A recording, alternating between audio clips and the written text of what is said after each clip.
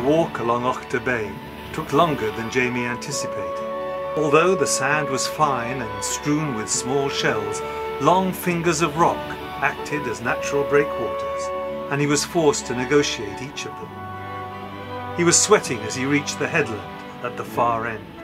He turned and looked upwards at the towering cliffs above him. Wee Malky was right. There was no way to climb up. In fact, when he came to think of it, he couldn't remember seeing paths or inlets at all on his walk around the bay. Jamie was surprised to see that the waves were almost lapping his feet. "Oops," he said. "Time to head home." He began to run back along the foot of the cliffs through the surf. The wind had picked up and the tide was coming in fast. By the time he reached the spot at the centre of the bay where Duncan had left him, he was wading through knee-high water. He stopped and he peered ahead. All roads lead to Rome. Okay. Only I don't see any road.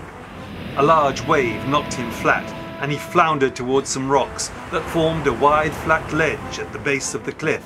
With an effort, he hauled himself up onto the shelf. "Geez, Duncan never said nothing about this," he said aloud.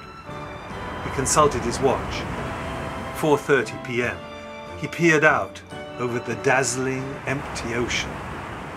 "So where are you, dude?" He scrambled to his feet and looked along the bay.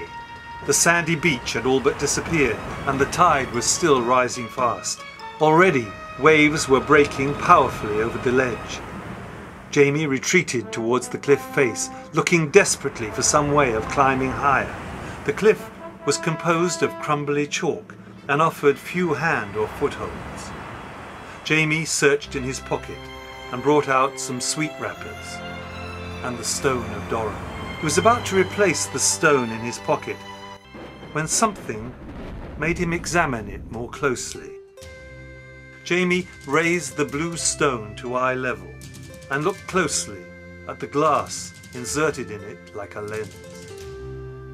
Something cloudy within seemed to move and swirl.